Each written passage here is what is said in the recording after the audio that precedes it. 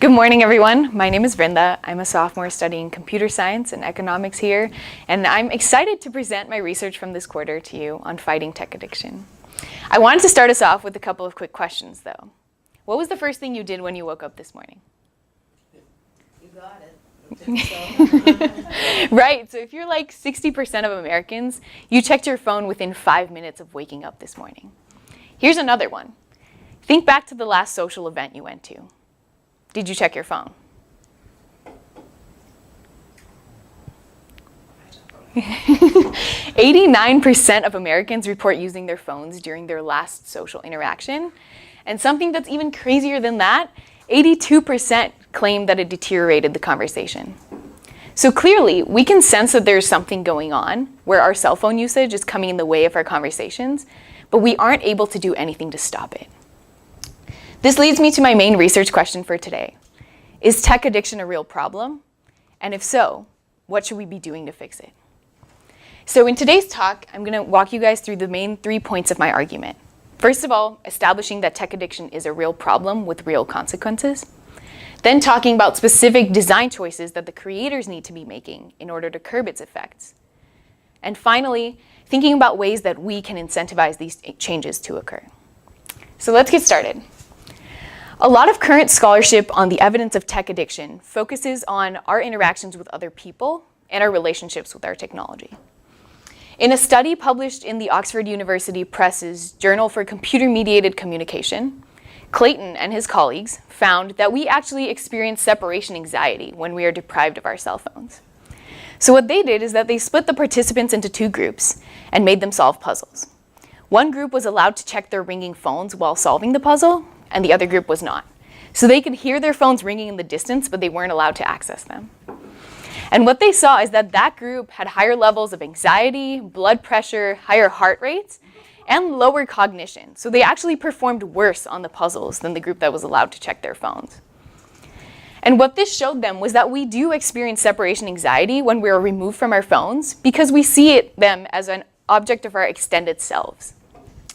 In addition, even from a biological perspective, there are a lot of similarities between excessive tech usage and forms of behavioral addiction. The neurological connections that form in our brain as a result of increasing tech usage are very similar to those that are formed by more serious addictions, such as opioids.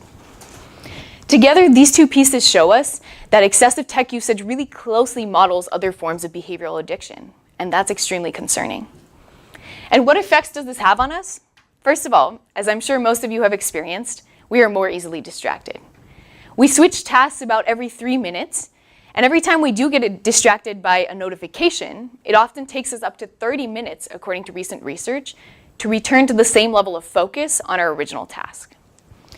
In addition, the National Institute on Drug Abuse has been conducting a longitudinal study on adolescent behavior, and they found very high correlations between indicators of mental health issues, such as sleep deprivation, anxiety, and depression, and increased screen time usage. And finally, MIT Science, Technology, and Society professor Sherry Turkle has been studying conversations for the past 30 years. And what she's found is that this increased tech usage has also been correlated with a decrease in the meaningfulness of our conversations. So as a result of always competing against the listener's devices for their attention, we feel like our conversations are becoming less meaningful and we are less vulnerable with our listener. So what can we be doing to fix this? I'm sure all of you have heard about specific behavioral changes that we as consumers should be adopting, right? Safe zones such as the family dining table where you don't use your cell phone. Detox periods when you go on vacation, so releasing your technology from around you. And finally, also monitoring your usage more closely. However, research suggests that most of us have not been effective in adopting these measures. And in fact, my argument is that the responsibility should not just be on us. In my opinion, the tech companies and the creators of these products should be taking the lead on making sure that their platforms are not causing tech addiction. How can they do so? Let's look at a couple of examples.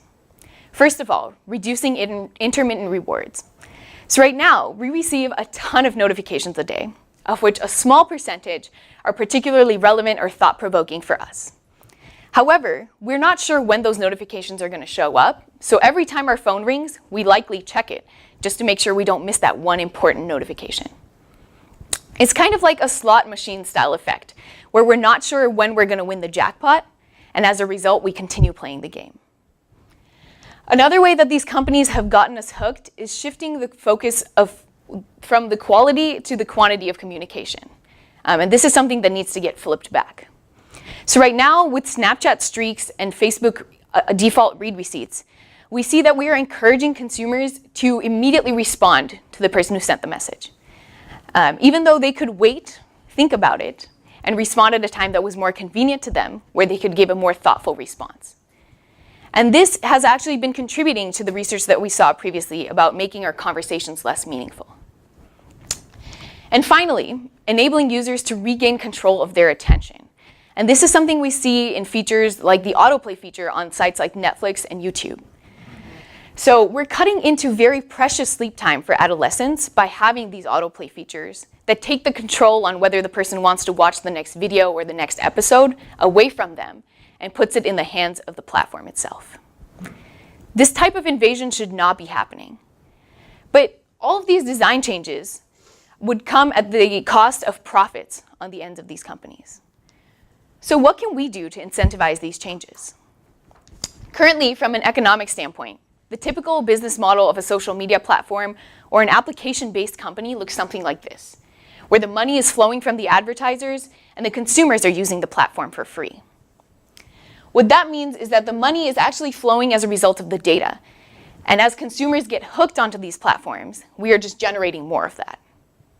Without switching to a subscription-based model that would negate some of the positive effects that increased tech usage has had on our society, how can we solve this problem then? There are a couple of key sources of pressure that we can place. First of all, pressure from within.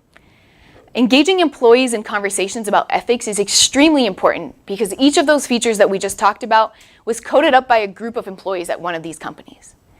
Making sure that these people are thinking about the ethics and the impact of the features that they are working on is extremely important, as they can be extremely powerful in forcing companies to change their perspective. Second of all, increased pressure from where the money is coming from, the investors. So as more investors start to seek ways to invest their money in a place of impact and social good, we see that this is actually happening. Recently, Apple's investors called for them to create a less addicting iPhone because they've been seeing the negative effects that iPhone usage has been having on their children and grandchildren, and they are not happy. Finally, leveraging hardware company power. So the business model that we saw previously does not actually hold for hardware companies like Apple and Google. Their incentives are more closely aligned with the consumers.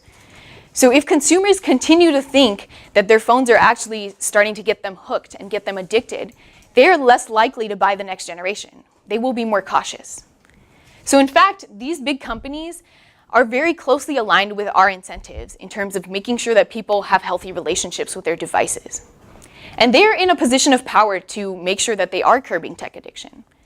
First of all, they can cap the number of notifications that certain apps can send you.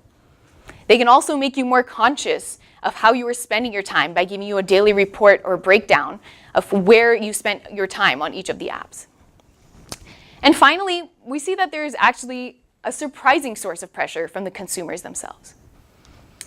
Our generation, the Gen Z, who was born from 1995 to 2005, has been confusing the media with our tech habits.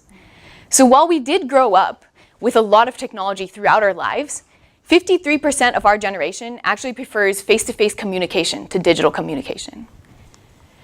And as our consumer preferences start to shift and we do enter the market from the consumer side, not only will these companies want to adopt practices that are more healthy for their consumers, in order to survive our generation, they will need to. Thank you.